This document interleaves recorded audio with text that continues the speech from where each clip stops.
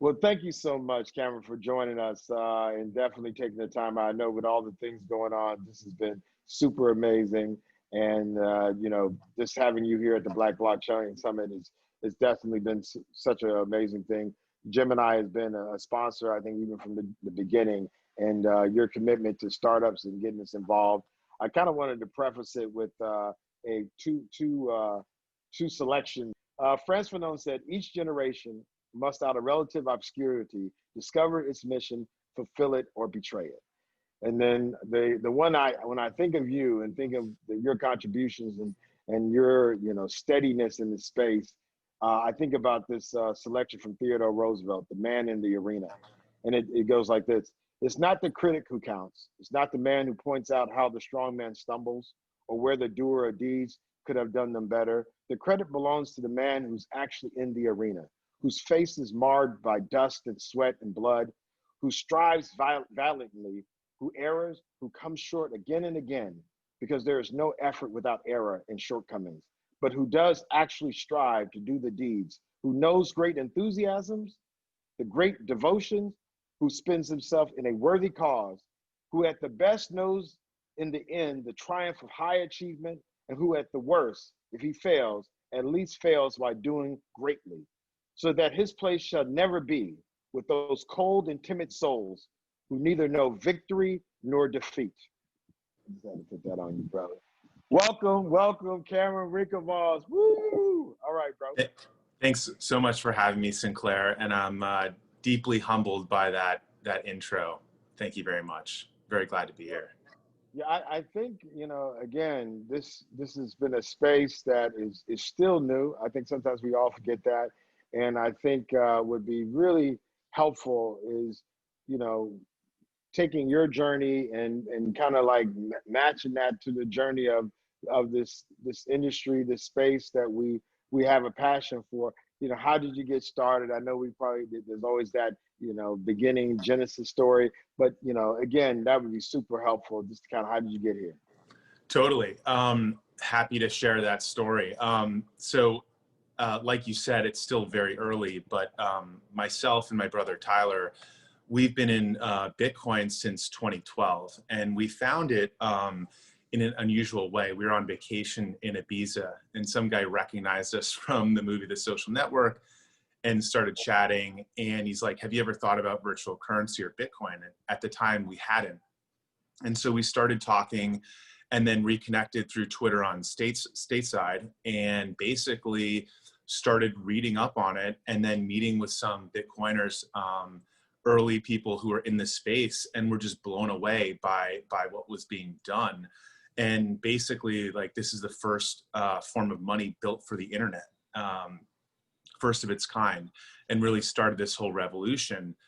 So we've been in it for about 8 years. We started buying our early Bitcoin through brokers and on an exchange called Mt. Gox, which famously imploded. Thankfully, we weren't injured in that process, but we saw, we grew up in the Wild West days of this revolution and sort of saw firsthand all the risks that we took to do that. And so a couple years in, we decided, if we're going to bring this mainstream, we've got to build safe, trusted on-ramps into this. Otherwise, it's never going to go mainstream and fulfill all of the really cool promise that we think it can. So we looked at investing in different teams, and eventually decided in 2014, we're just going to do this ourselves and build Gemini, which we've been running for the past 5 or 6 years. So that's kind of how it started, out of like a need or a frustration with the risk that we took to get in and trying to make it safer for other people to join the revolution. I think you guys actually showed a level of acumen and understanding people more so than many. Even calling it Gemini, we started our startup in 2015. I think I told you, as much as you've done so much in the States, my first presentation in Zimbabwe, I literally got your speech at Money 2020. Yeah. And actually, it was on SlideGo or something, and I had your slides, and I took it, because you gave probably one, and again, there's Money 20, now everybody knows Money 20, but even then, Bitcoin being in space, you gave such a real human being approach to it without it sounding like it was on Mars. And I Mhm. literally, the first like presentation at their computer science, like national computer science group, I was the first person to do the presentation. And I promise you, it was definitely Cameron Winklevoss. Nice. and that was actually and again because it was, you know, there was, even at that time when you were looking for ways to explain it beyond some of these video cartoons, there really was, you know, it was so obfuscated behind so many, you know, hash rate conversations, that what you did was very helpful. So I still get accolades from bringing this amazing speech, and literally I got that from you. But even naming it Gemini, you know, we originally called our company Bit Mari. Mari means money in Shona, which is local Zimbabwe. Mhm. But Bit, but the fact that you named your company Gemini, I mean, again, like just dealing with regulators, and it wasn't until after the fact we renamed our company to Bill Mari, Bill Mari, still Bill Mhm. Money, but the dealing with the issues, like even when we named it ICOs. Like we're asking for trouble by naming something that rhymes with IPO, with ICO, with Right. the SEC. What do you see? I mean, even looking at like naming the things that we did as an industry, that, you know, what were some of the things you caught on early lessons that, you know, I now looking back were like good decisions, and how we can learn from some of that? Mhm. So I think one of the most important things is education in our space. Most people don't understand what we're trying to do and what we're building, and or they think it's sort of mysterious or dangerous. And so I'd say a large part of our efforts are sort of, you know, educating people on, you know, what is this thing called Bitcoin? Why, you know, what does it mean? And, you know, before the Money 2020 presentation that we did, we actually did one in 2013 at Bitcoin 2013, that conference. And we basically, you know, made the case for Bitcoin being digital gold, like analogizing it to something that people have understood and valued for thousands of years. And so I think the more that we can draw parallels to the real world, or the old world, if you will, I think it helps people kind of grok and understand what we're doing and why this is important. So when you tell someone, hey, Bitcoin's like gold and you can send it like an email anywhere around the world, light bulbs usually go off. When you tell them, hey, this is a fixed supply, there's only 21 million, that's it, there's no more, they're like, I get it. Because all the fiat money and all those things, you can print as much as you want.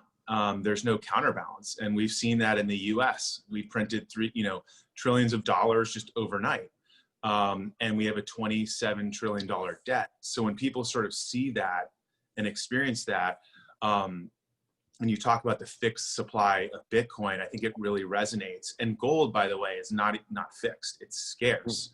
We don't actually know what the supply of gold is, but what we do know is it increases with demand. And so there's 3,000 tons of gold being mined per year right now, and that will increase if the price continues to go up and technology improves. So I think, in short, analogizing and drawing comparisons is a helpful way, and staying away from terminology that and acronyms like ICO that people don't necessarily understand.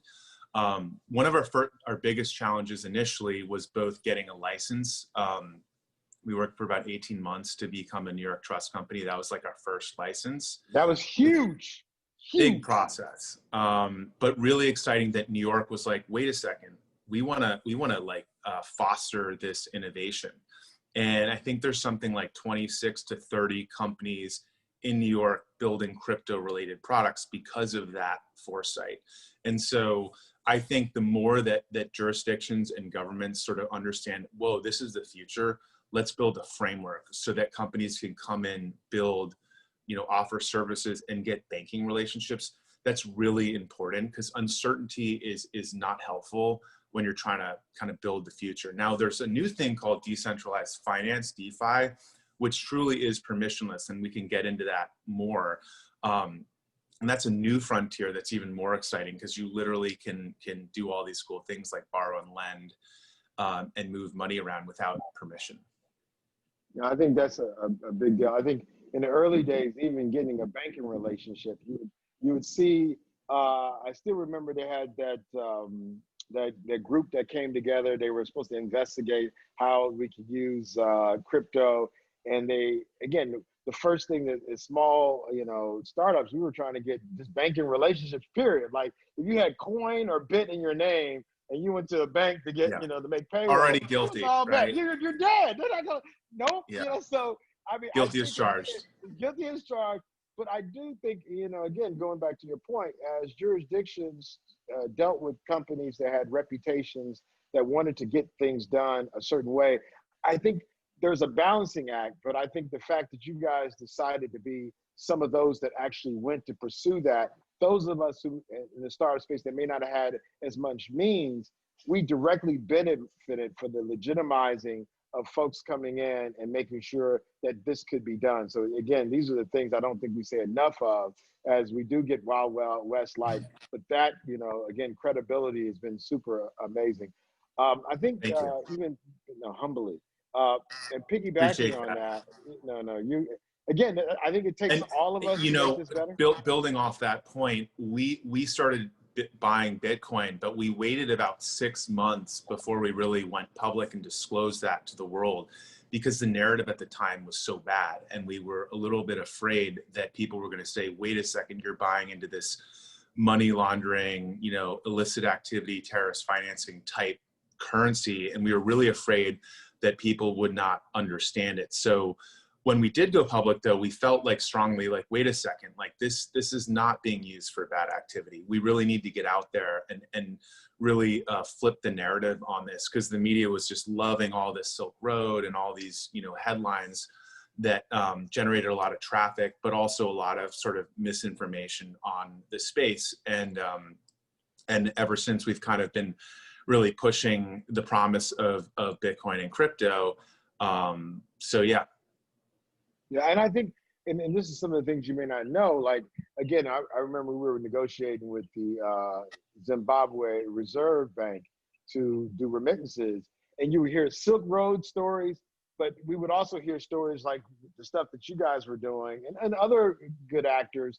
And again, it would allow us to send positive articles. Like Right. the people who were hating on the inside were like, be circulating these negative articles about, again, the Silk Road, Mount Gox, and all these things.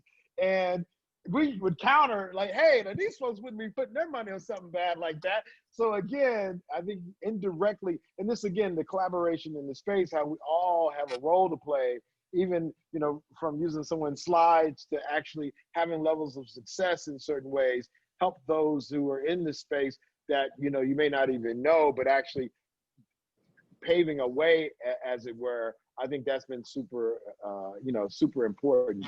Yeah. I think one of the things that you also, you guys have done that's been helpful, and my co-host John Carranger brought that up, as well as Deidre, with the fact of making sure the regular person knew that this wasn't a scam.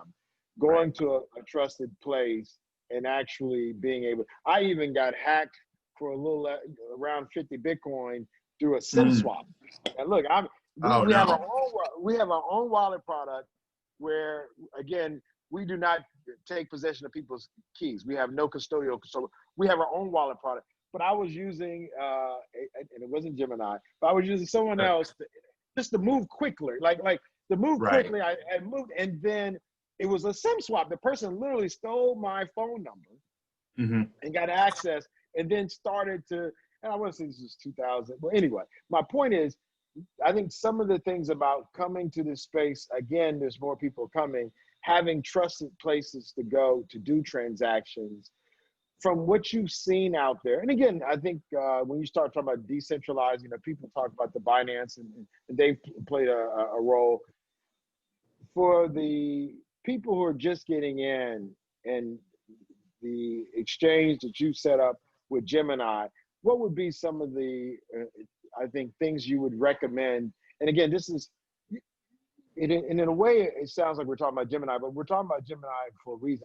We need our viewers to know who's reputable, who's been committed to this space, who's been supporting the coming together of our people around this issue, and Gemini has been in that position. we want them to know how they can leverage your project as a tool. And what would you say as a person who's a newbie in the space could do so? Yeah, so I think the first thing I would say is there are safe, regulated places to engage with this technology. It's not a Wild West. There are, unregulated venues, but we're building a regulated place, and we want to make it super easy and simple and not scary. Just like you'd expect from any other sort of financial services company if you're opening up a bank account or whatever. I'd say that, like, in general, there's sort of three challenges to getting into the space. First, you need an internet connection, and most people have that, and that is sort of, changing quickly if you don't. And then the second is like an identity problem. We effectively need to know our customer. That's part of the rules and regulations that we fall under. And then the third is funding. So we're always trying to build like better ways to fund your account and make it that easier. So currently we're open in Nigeria, South Africa, and Egypt. But it's a little challenging to get dollars onto the platform. So to basically get into this new system. And shortly we'll be improving that with debit cards. And we'll continue to look for ways to allow people to sort of send value into the exchange to then buy crypto and get into the crypto world. The identity problem's a little more challenging, and it's probably not something we alone can solve for, but there's probably clever ways where we can understand who you are based on, your mobile account and things like that. But those are generally the three things. And I guess the fourth bucket is if a jurisdiction sort of hostile to crypto, it does make it a little bit more challenging. So those are like that's how we think about getting people into the system, into a place like Gemini. Yeah, I think so. And definitely the KYC, anti-money laundering, and we've been, even as a company, dealing with these different attestations and coming up with ways to use identity and how to, maintain it. And once you identify someone, every time they come back, Yeah. you got to make sure.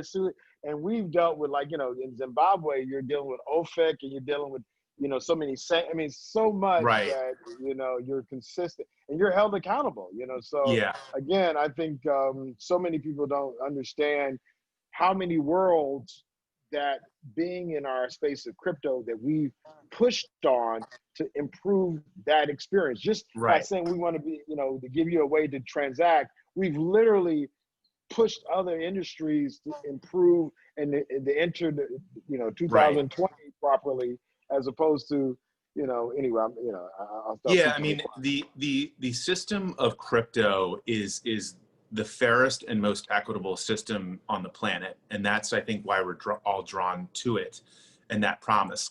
The problem is getting into the system is not super easy, and it benefits people who are already in the existing system. If you already have a bank account, you have identity solved, then you can move value into the new system. And that's going to be the challenge. That's going to be our biggest challenge, over the next decade or so, is like getting people into this new system who may not be in the old system. And that's really the promise. And the larger mission is to sort of, you can do good and do well and do good with crypto. And few technologies offer that ability. And I think, if you look at the early internet and what it's done to information, now the internet has arguably lost its way in some ways, and there's toxic elements to it, but the net positive of that technology is enormous. And I think crypto really has that ability to bring hundreds of millions, if not billions, of people who are unbanked or underbanked into this new world of open, decentralized finance that's permissionless, where you can become your own bank. You don't have to knock on someone's door and say, hey, will you open an account for me, and ask them for permission. The challenge will be to get, all of those folks into this system and solving for those three problems that I just discussed. And we're on our way. But that is going to be a big part if this is going to be, because the goal is not to rebuild the old system. The goal is to solve these problems that the old system can't solve and won't solve. Wells Fargo is not going to build branches in many parts of the world. If they could, they would, or they try, and they're just not going to get there. But we can solve so much of this through software, and we're doing that. And so that when someone says, look, I don't love the fact that the local currency that I'm holding is losing value and inflating. Okay, I'm just going to start storing my value in Bitcoin because it's got a fixed supply. Or I can't get a loan because the bank won't give me one. They don't trust that I say who I am. Well, then I'll just go over to decentralized finance. I'll buy some Ether and I'll go and, stake it for DAI, which is a decentralized stable coin. And I'll borrow DAI off of that Ether, and I've got my loan. And I didn't ask anybody for permission. And so when we talk about becoming your own bank, that's sort of the vision that's starting to take form. Okay, I think you're even, that was another way of getting back to that. But before we go to decentralized the finance, let's talk about your journey to a stable coin. Again, I'm not going to say I'm a Bitcoin maximalist, but I'm a Bitcoin max. I don't get into a lot of, we support as a community. I never want myself to be the ceiling. It might be the floor of understanding, but Bitcoin to me is the most successful application of blockchain technology. And just to say that's just the truth, to bear witness, right.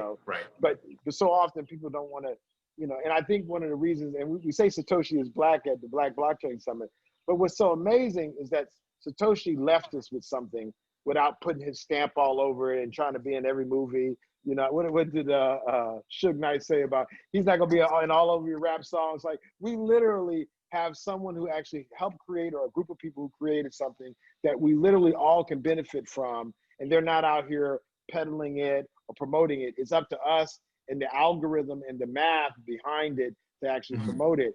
Now that we go from that space and we start talking about stable coins, and I get this when I talk to folks who want to connect the real world to the digital world, and we start talking about oracles and ways that we verify information. In the digital space, I can see everything. But if you're pegging, how they had talked about Venezuela, the petro, they got this many oil. Well, look, if you don't trust them with their oil in the first place, you telling me that for every token they got, there's a barrel of oil. I'm not believing that either. So I'm like, okay. So my point, your journey to the stable coin and then taking that now to where you see with the next level, how did you get there, and what are your thoughts about the stable coin? I know now you have it. Yeah, so I think that decentralization is a spectrum, and Bitcoin, as you rightly put it, is the oldest and most successful crypto. I mean, is OG crypto. It set the blueprint for decentralization and everything that's come after it. And is really this emergent money. There's nobody's forcing people to buy Bitcoin. They're buying it because they believe in that idea and the properties that it represents, and that it's a store of value or an emergent store of value for that future. And I think that stable coins offer a different, more of a medium of exchange. And so we built the Gemini dollar to peg to the US dollar, because we figured, look, people still like to use dollars, and they will for a long time, even though it's got its issues, and the US is got certain problems that are on the horizon. But if we can create a dollar that gets, easy to send around, it's not Bitcoin. It's not trying to compete with Bitcoin. It's just another way. And I think that, if the vision down the road for long-term where we think crypto will be, there's going to be intermediate steps along the way. And so, if you think of I got onto the internet back when AOL was the thing, right? And I'd go around and, you'd play in chat rooms and have fun. And then the internet kind of moved beyond AOL, and it didn't sort of keep up with you got mail. Yeah, it didn't keep up with that evolution. And so I think the way people are getting into crypto and interacting today will be different than what it looks like 5 years from now. And some people being able to send a US dollar around the world very quickly, 24/7, 365, virtually, free, that creates a lot of value for some people. And some people, they don't want a centralized stablecoin, so they'll go for DAI, which is completely in the Ethereum ecosystem. But I think that maybe just circling back to the concept of maximalism, I think one of the challenges as an industry that we have as a whole is that there has been historically some disagreement that's gotten pretty heated. And we really need to, it's so important to realize and always remind ourselves that we're all on the same team. And we're all pulling together, to use a rowing metaphor, literally towards this greater, this just cause, this vision for a better future, this dream that doesn't exist today. But it's not a given that we get there. And so if we sort of don't, work together and make sure we're collaborating around the globe and making sure that we get there, we may not. And I think that, when we met, because we have an interest in crypto, we immediately had a bond. It's like, oh my God, we're working on the same problem. We share the same vision for that future. And all of a sudden, it's like you have this connection and we're on the same team. And we may be like attacking the problem from slightly different areas and different angles or whatever, but we want the same thing. And I think that we can't lose sight of that. And part of that for me might come from my athletic background, because as a rower, even though I wanted to beat my competition and always win the race, I had a sort of deep connection because I knew that the other teams were putting the same hours that I was putting in, maybe even a little bit more. I don't know. We were all, doing the hard work. And at the end of the day, if you're beating somebody that you don't respect, then what does it mean, right? You always respect your competition. You always have humility. You go out knowing that winning is not a given, and that, you are ultimately, all kind of on that same journey. And that is so important, I think, with crypto, because it's really this uniting technology. It's not a technology of separating people. It's taking away power from kind of these centralized authorities that have exerted monopolistic control for, hundreds of years. Money is such an important thing. And if you control money, you can do so much with it. And it really should be in the hands of the people, right? But it's not a given, and we have to kind of work together to get to that future. And we just can't lose sight. Now, look, when I bought a lot of Bitcoin, there was a time where I was like, I really want, Bitcoin to win. And you get wedded to this belief and idea system. But then you're like, well, wait a second, like, that's silly. There's going to be a lot of tremendous projects and a lot of winners in this space. Let's make sure we have as many winners as possible. Because like one winner isn't that exciting and that fun. Like we can all win. So let's just go do it. Wow. That was damn near mic drop. Like, look, I literally wanted to do the 5 hour. That was so humbly, Cameron, I mean, I think from a very high level, and without, even saying amen or throwing any religious things, I think culturally what you spoke to was like heavy, man. And I think you're right. I think, again, Bitcoin was my entree, again, it wasn't Litecoin. It wasn't this, back then it was altcoins. We called it something else. We've been big into Lightning, trying to come up with increasing speeds as well as the transaction costs. We did something from Nigeria to Zimbabwe with the remittances. I think you're right, though. I think to talk to each other in ways where we're, uplifting, like just what you just did. I mean, again, we need to have more conversations like that to encourage folks, even if they're working, as we all work on our different projects, just like you said. And the fact you even brought up how we're connected through this, I think, again, this technology being something that is a blockchain of networks and consensus. When we even think about, we're in such an election season, and even talking about what consensus means and how we can now change the way that we can agree with each other and it not be a, some loss. So I think, again, I think that's heavy. I don't want to take it. I want to get some of your last stuff. So if you could talk about what you Yeah, did. and just to like if we end up solving and making payments better in the US, then I don't think we've really fulfilled our promise. That you know the you know we really need to get to other parts of the world where the payment systems may not be efficient, or there may not be a lot of alternatives, and people are stuck with, let's say, a peso or something that is devaluing, and their entire wealth is sort of going up in smoke, and that is really why we're here and why we're trying to do this. We spent a lot of time focusing on the US to sort of build up the platform and the trust and the brand and all that stuff, but now we need to export that into other parts of the world, and it's going to be a joint effort, right? And I think compassion and empathy is really the key word. Like, understanding what problem are you facing in your area, and how can we come and help that? Because right now the world is balkanized, and you see that with payment systems. You see it all, up and down the stack, and breaking through those, creating borderless money and kind of linking it all together, I think is really why we're here. Yeah, and I think it's something, and this is, again, when we're in these conversations, and again, so much of what we're doing is part of a greater Pan-African. When I say that, a people of African descent. I think, Cameron, what's interesting in what you just said is how we can collaborate to undo things. Like, oftentimes, again, I'm wearing an I Love Black People t-shirt.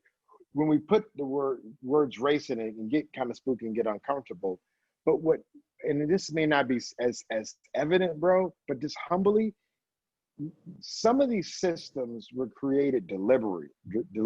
Like, so often they're talking about, oh, how did this happen? Now listen, somebody actually was benefiting from this balkanized crazy system on purpose. Right. And they wanted to limit other people's access so that they could keep you as a controlled market. I mean, be it even in the United States, we look at some of the institutions where if we literally wanted everybody to be able to contribute, the system would have been set up where everybody can contribute. But right. Instead, there's ways that you can make it so that I'm operating at a disadvantage. And we may not be able to change what was done before we arrived. You arrived after me. I'm 51 years old. I know you're a little less than 50, a little less than 40 too, youngster. But I got one more year to go. Yeah, humbly. But we could do something about this moment. And I just want to say this, and I'm not saying it's lost on you, because your words have already, and your deeds speak to this. When we're dealing with systems, like even when we're in Zimbabwe, dealing with, like, one of the biggest things people talk about, hyperinflation. One of the biggest things in Zimbabwe, they've been under 20 years of sanctions from the United States government. That's someone else's government, like our government, for whatever the reasons they will say, but these have created an economic instability that's crazy. And we can talk about Venezuela, we can talk about things. What I'm saying to you, I don't think there's always political solutions to solve things. I think technology is oftentimes a better tool. Right. It's not absolute. It's neither good or bad. The citizens lose, and they're often abstracted away from the problem, or don't, they're just sort of hapless victims. And it's like, oh, 20 years goes by, and, so I think, you make great points. And if you look at, like, the US, for example, when the Fed wants to print money and distribute it, where do they give it to? They give it to banks. The banks.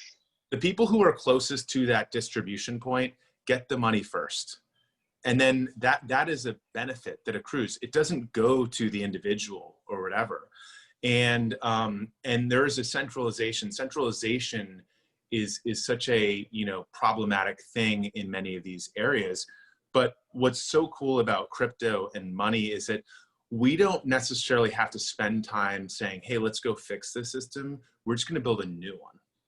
And I think there's certain areas probably where you can't just completely reimagine or start anew, but at least with respect to money, which is super powerful, we probably don't have to spend a lot of time fixing what's broken. It's like, hey, here's carte blanche. You can build greenfield. let's go build the system that we want. And what's amazing about crypto is it's like the first money where it really started with the individual. It's a bottom-up revolution. It's not starting at the top and then it's like, hey, we're now going to like trickle this down and distribute it. Anybody can get into it. And that's so powerful. And I think sometimes, you know, people, we talk about when's Wall Street going to come, but we're not waiting around, and they're probably going to be later to the party. And this is like the first technology where the individual kind of can get it first. So I agree that we can rebuild these new systems, but there's a lot of intent, you know, with you know, historical systems, or maybe the technology wasn't even there. So it's sort of like, well, this is the best we can do. And it just creates this entrenched way of doing things that you can't build out, you know, pull yourself out of. But I think what you said is, I mean, and this is the example we use when we were talking about, you know, one of the most difficult racial times was catching a cab back in the day, even New York and DC. Yeah. You would put your hand out, look, and I've been to Times Square, cold as hell, and they wouldn't stop for me. And when they came out with Uber, bro, now again, Uber did not come out. This wasn't Jesse Jackson. This wasn't Al Sharpton. This was Uber. Uber, that technology, that rideshare technology made that type of racism obsolete. Now, I don't know if people still don't pick folks up. I don't know. I got an Uber. I got Lyft. Look, they come in. I know what they look like. I know what the car number. I mean, I got all the information to be able to create solutions with technology where we don't have to protest or get caught up in someone's political agenda. And like you just said, literally make something that's magnitudes better. It literally is faster. It's literally cheaper. Right. Again, to leverage as many brains. Again, and I'm going to use it again. If we had waited for some activists to come up with a way, it would have been another 100 years, and I still have my hand out waiting for the cat. Right. But this rideshare technology, and I think the point you're making even more powerfully is that it's not just for the United States. The fact that it is something that has a global, it can be, and that the sovereignty of the individual, like what you just said, the individual, like again, we're dealing with collectives, but you know, I'm an individual and I have my own ways, and I definitely want to have a level of sovereignty over whatever that is I decided to be. So again, I don't want to. This has been awesome, Cameron. Thank you for and that's like a really great example where technology sort of just started to help the problem that you experienced, and you get to interact with more drivers, and you know, they're picking you up, and all of a sudden it's like solved, you know, or it's moving in the direction. Bitcoin has no bias, and it's not going to tell you, oh, this isn't right for you, or you know, it has no opinion on that stuff. And I think that's kind of what I love about the technology. And there's a lot of people who, you know, when we first got in, you know, in 2013 in the Bitcoin, you know, summit that we did in the Bay Area, we talked about the Gandhi quote, sort of first they ignore you, then they laugh, then they try to fight you, then you win. And we're all, you and I are crazy, right? And you know, initially we were ignored, and then all of the skeptics and people laughing or whatever. And so I think that you know, what I love about, like, when we found Bitcoin, we didn't have 20 years of capital markets or investment banking or finance experience. So we were open. We didn't have this bias, or we weren't wedded to this old system. Like, this is how it's done, and therefore, you know, this is never going to work. We were literally open to it, and the technology is open to us. And I think it's so powerful along those lines. And I love what you said about that. Yeah. Well, look, I wanted to hit that last 500K piece that you did. Yeah, let's do it. Yeah, please. So tell us more about where you see the future, man. That'd be super helpful. Sure. So I think it's important, I should mention that when we bought our first Bitcoin, it was under $10. And the market cap for the entire space, and it was all Bitcoin world, was about $100 million market cap. In 10 short years, Bitcoin has gone up to a $200 billion market cap, which is a tremendous kind of growth. But it's still really small when you look at the value of above ground gold right now, which is something like $8 or $9 trillion. So we believe that if Bitcoin is to be an emergent store of value and really take a mantle of a global store of value, that the price appreciation could be something like 40 to 40 times from where it is, if it's going to take some piece, if not all of gold, in terms of its value. And that was what that's how we think about the valuation framework. So a lot of people look at Bitcoin and they say, oh, $10,000, $11,000 Bitcoin, that sounds expensive. Well, part of one thing to note is that you can buy fractions of a Bitcoin. You don't have to buy a full Bitcoin. And I think a lot of people don't actually know that. You can buy $50 of Bitcoin or fraction. So there's another education thing that we constantly need to be out there sort of, reiterating.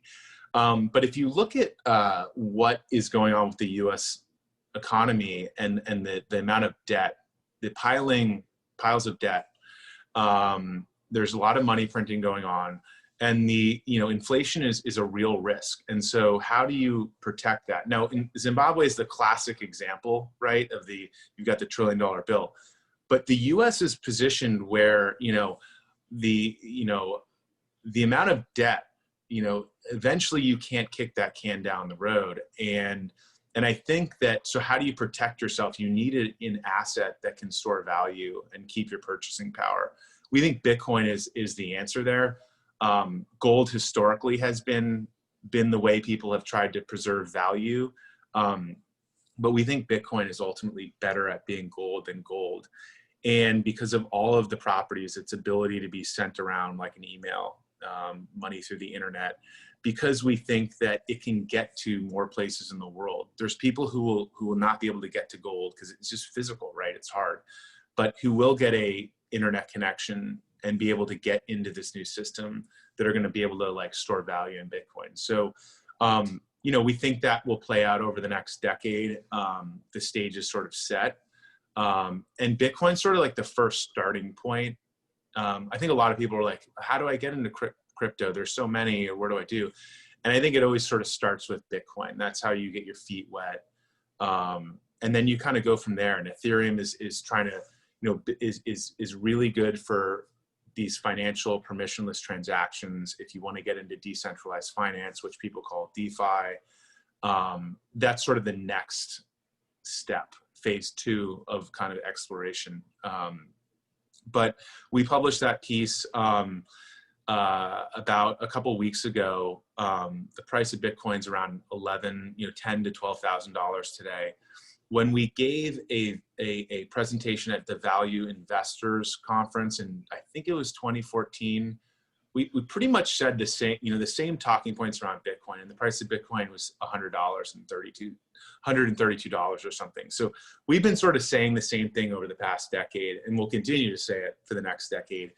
And the story so far is playing out. Bitcoin is grown a lot, but we think it's still very, very early. Yeah, I think and I think just even adding to your point, I think what you guys have done in the States even helps with legitimacy in other countries in the world. And I think, again, for smaller startups, as we deal with some different problems, I think, again, I brought up how you use Gemini, even the concept we did with I Love Black People, we realized that when we talked about the tech first, people would get thrown off. But if we can build a community that transcends these imaginary borders that really don't make any, again, the borders in Africa were not made by Africans, so there's problematic borders there. So when you start talking about, look, these borders aren't real anyway, these are fictions, we can create our own fiction if you want it. We can actually be outside of these things. And then as we connect these folks together, almost like a green book, on one side we got businesses that are trusted, and we got this community, we can use Lightning, do transactions. But the thing that I see that you guys, in helping some of the smaller startups in the space, have you guys looked at doing a tour of the continent and sitting down with key business people? I'm not trying to put them. The fact that you're saying you're doing stuff in Nigeria, you're doing stuff in Egypt and South Africa. I think with the scale you've made, Nigeria, over 200 million people. One out of every 5 Black people in the world are actually Nigerian. You want to put the numbers together. Mhm. So it's definitely, now, small startups, Nigeria is hard. Zimbabwe, 14 million people. It's easier to get your hands around that and make mistakes as a startup.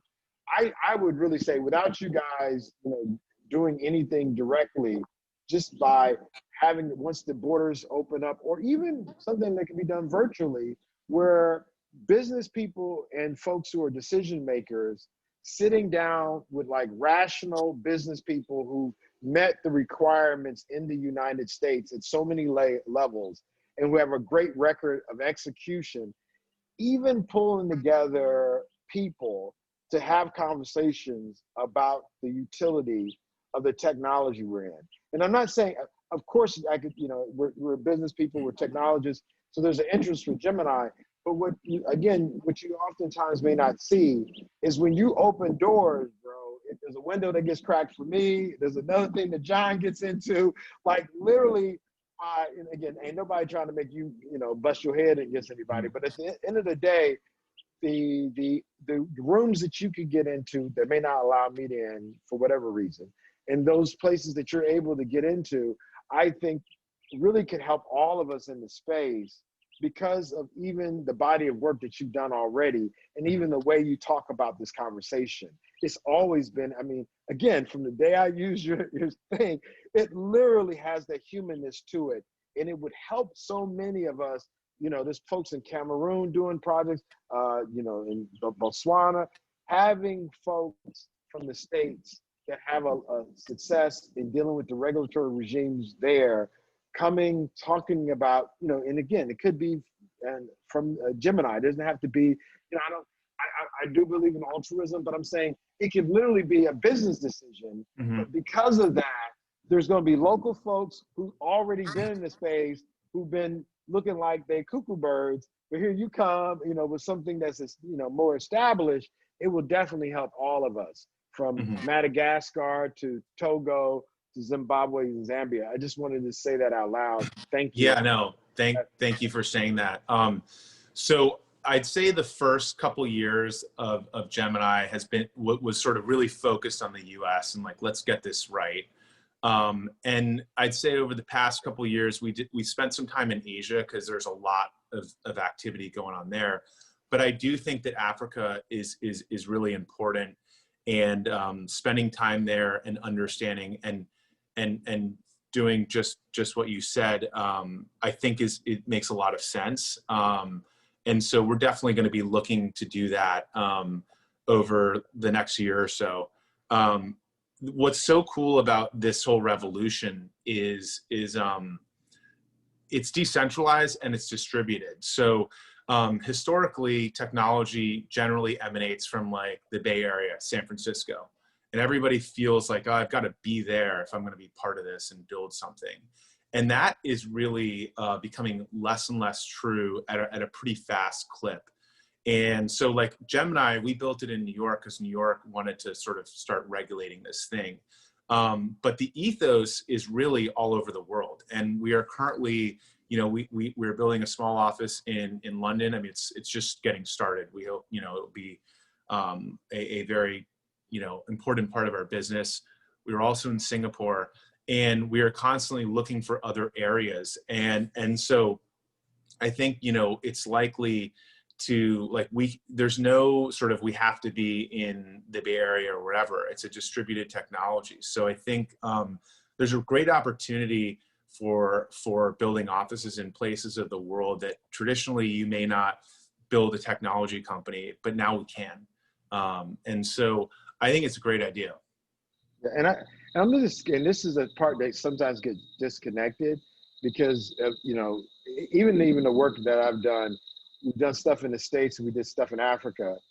When you're even talking to either a VC or even talking to people in space, when talking about Africa, it was like I won't say Mars, but someplace. But when you're talking about the States, but there's a lack of access in both places. So when people are even now talking about reparations or even Black Lives Matter, I'm not trying to get you into the political part of it, but the things that you have already done give us another way to take control.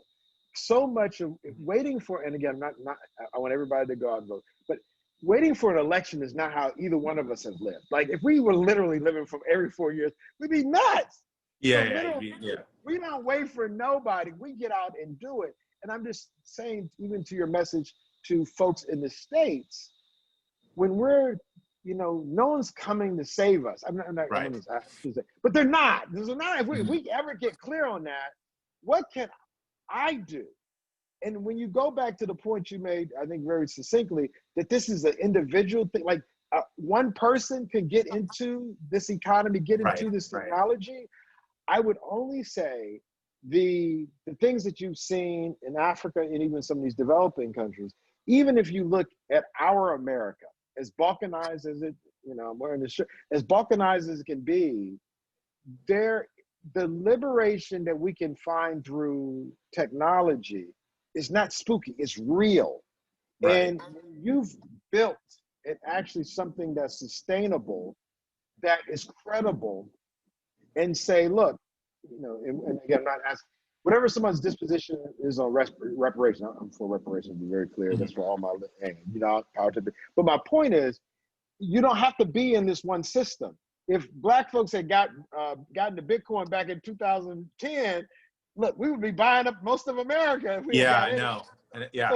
So I'm only saying this, even just as and I know you guys did like a tour in DC and done some great things to reach out to folks. Mm-hmm. I would even say that your conversation, just the way it is, like what you've done even in this discussion, to talk to everyone that was listening about how this can be helpful to you. Right. In the States, like, well, somebody's talking about, issues of justice, and you say, okay, cool. I'm not in, that's not my thing, but look, this is something I've been working on. And I'm just saying, talking to those communities, again, I'm not pitching you to do a HBCU tour where we have you talking to Spelman, Morehouse, but literally what you're saying can take somebody's mind, because I'm an engineer. So my thing was engineering. My dad was in the Air Force. I always loved airplanes. But my point is, your conversation, I think, for the brothers and sisters on the continent of Africa is very helpful. Mm-hmm. But it's also helpful to brothers and sisters here in our own country. And I just want, if there's ever to be invited, and again, we got people from like theater, there's so many people where we can make sure that there are actionable things that can be told to people, that they don't have to wait for something to change. There's actually things that you could do to get sovereignty, to take control over your environment when you feel so that things aren't in control.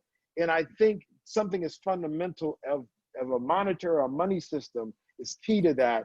And you've said it without being preachy, I get preachy. So my point is, you've said it very succinctly, and I think it's very helpful. I just want you to know that those are the relations. Again, without even bringing up race one time, you talked about something that could help all of us. And I'm just trying to, just be very clear with you that that's really what is, to me, at the core of so many of us. We just want to be able to participate and have sovereignty and control and not be victims. We want to be empowered. And you've succinctly demonstrated the work that you've done in that way. And I think, again, that's how people measure sometimes success. Show me what you've done. Look, this is what we've done. I'm clear. It was crazy. People thought it couldn't be done. The Gandhi quote, awesome. And now this is what you can do. You could do this. And it might be different. And I think the point you made about the maximalists, look, we can meet together in the commons right here, and based on this interesting technology, and you go off and do what you want, we can reconvene or not. Humbly, bro, I think thank you so much, Cameron. And again, so that's what excited me about talking with you a lot is really getting the conversation into other parts of the world, in Africa, and also like parts of the US where people aren't banked or underbanked or whatever. And I think there's a lot of outreach to be done both stateside, and then also sort of in Africa and other parts of the world that could really, really benefit from this technology. And you're so right. If we got a lot of people into Bitcoin, 5, 10 years ago, like, what would that look like, you know? And a lot of the people that got in were engineers, right, in the developed world, because they understood it first and they had the access level.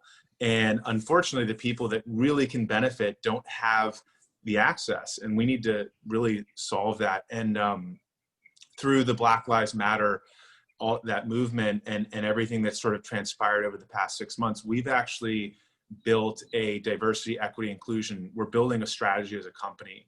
Awesome. And we have now a DEI leader, someone that we actually had internally who was sort of working on these different things off the side of her desk part-time. And we're like, wait a second, we need to do this full-time. This has to be part of the Gemini mission.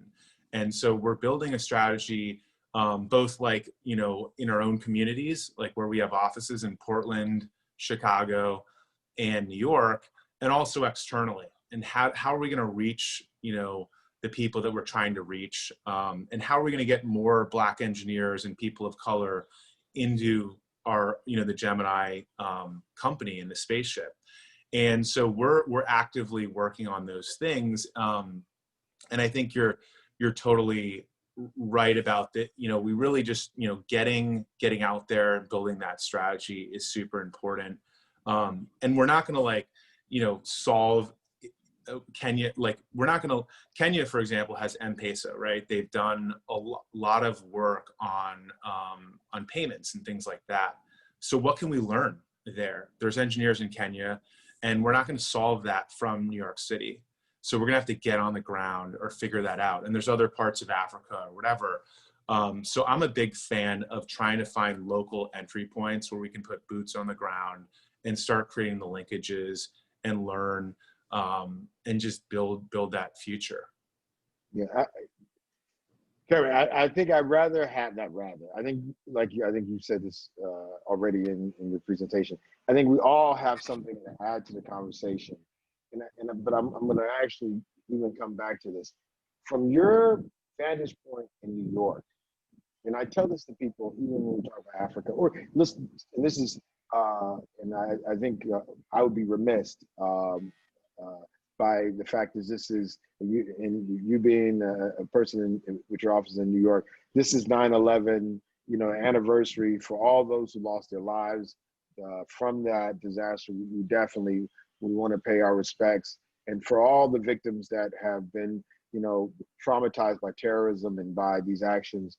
What we're doing is in our way as engineers, as entrepreneurs, to create a better life where people don't see that as an answer or have to be victimized.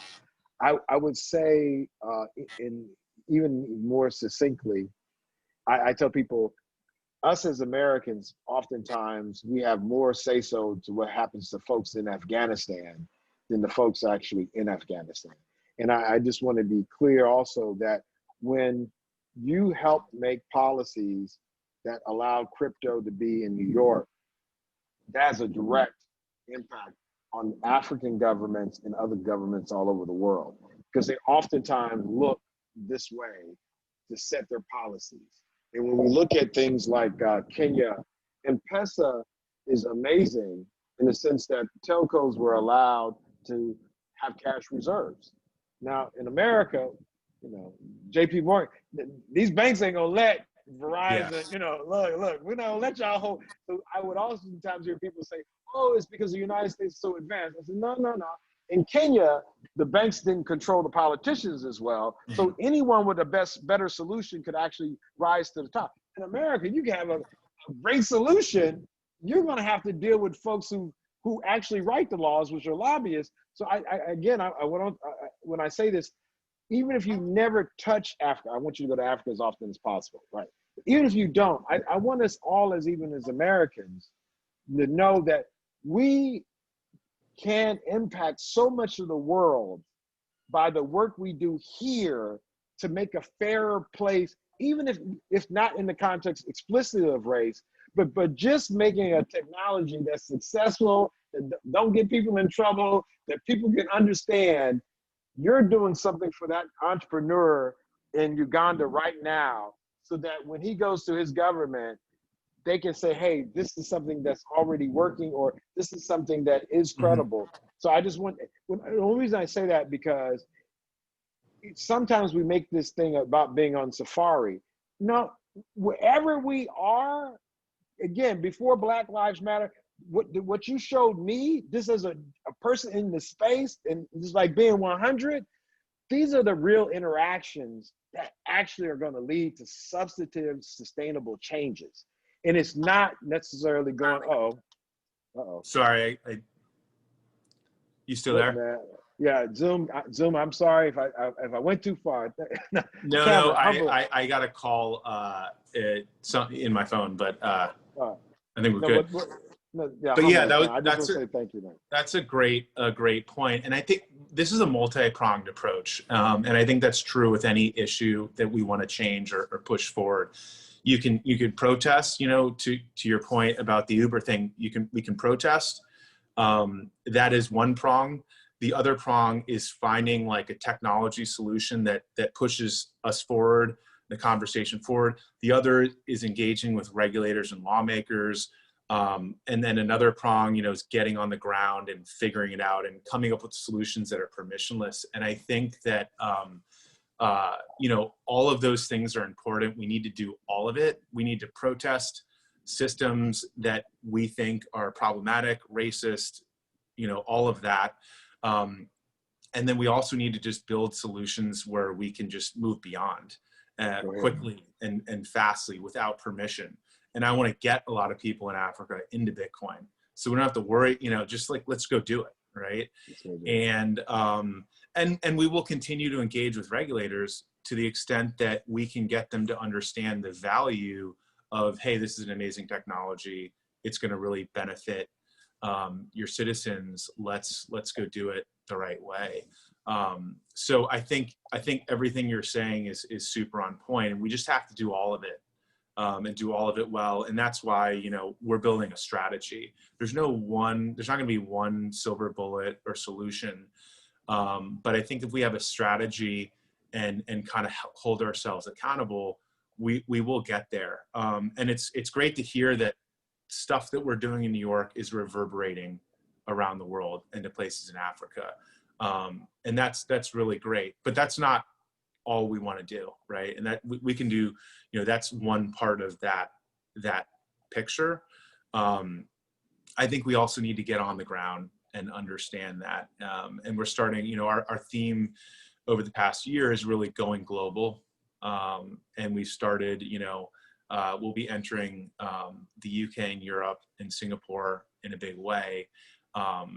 And then I think, as I mentioned, we got Nigeria, South Africa, and Egypt. But hey, there's a lot more countries in Africa that we need to understand how to get into. And then we got to make the payment piece better as a start. And I think Kenya is an amazing opportunity with M-Pesa. It's way beyond America in many ways, which is fantastic, right? We can learn from Kenya. Kenya's doing things that we're doing better. And so that is super important. And then there's America, right? We've got millions and millions of underbanked people in America. And we've got to solve that problem. We can't have people in our backyard, impoverished, not in the system, unbanked, or living paycheck to paycheck and solving problems externally without also looking internally. Right. I mean, there's so many people who are in that spot, and it's staggering. So hopefully we can play our part in that. And as I said, like, part of our strategy, we've got an office in Chicago. We want to do things in the local community and try and see what we can do, whether it's, finding more engineers, or creating, opportunities, or investing in local businesses and things to kind of play our part. Well, no, look, thank you for playing your part that you've done. I think another thing that we're going to do, we've done some hackathons, and one of our issues with our hackathon is is how we connect the blockchain technology to some of this youth gun violence. And when you just said Chicago for the second time, again, this is America, and this many people being harmed by gun violence. And Yeah. you know, we Tyler and I had this. We met this man named Arshay Cooper, who was part of the first Black rowing team in America in the west side of Chicago. And we actually bumped into him in New York a couple years back.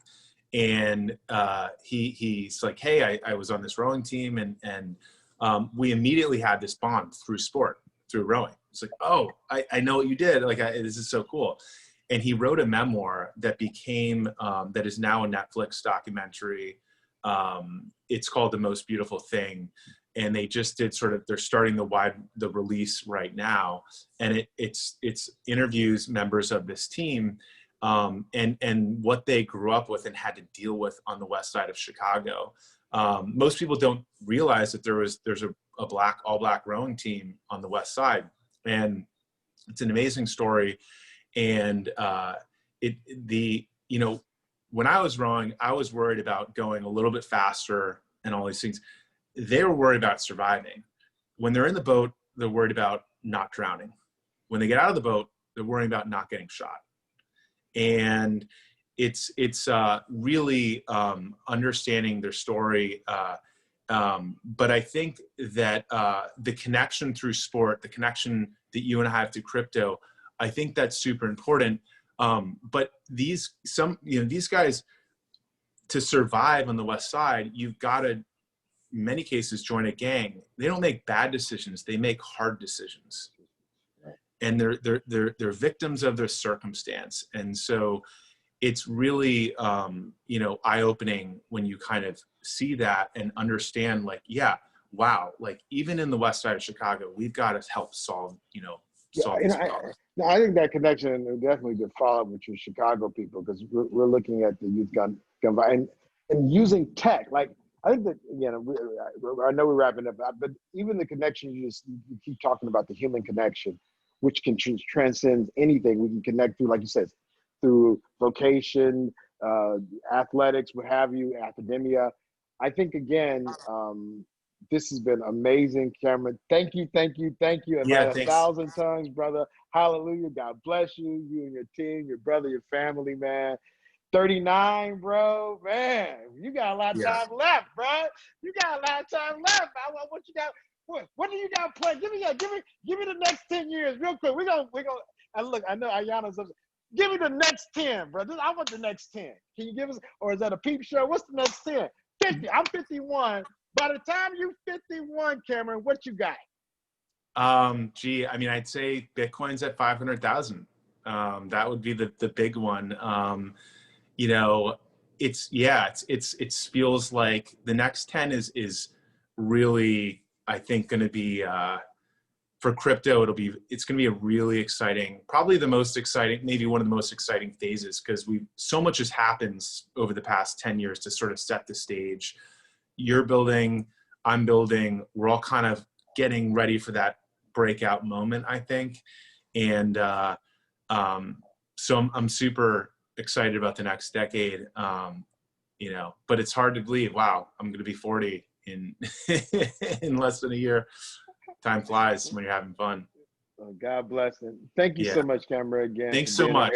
Black Summit, appreciate it.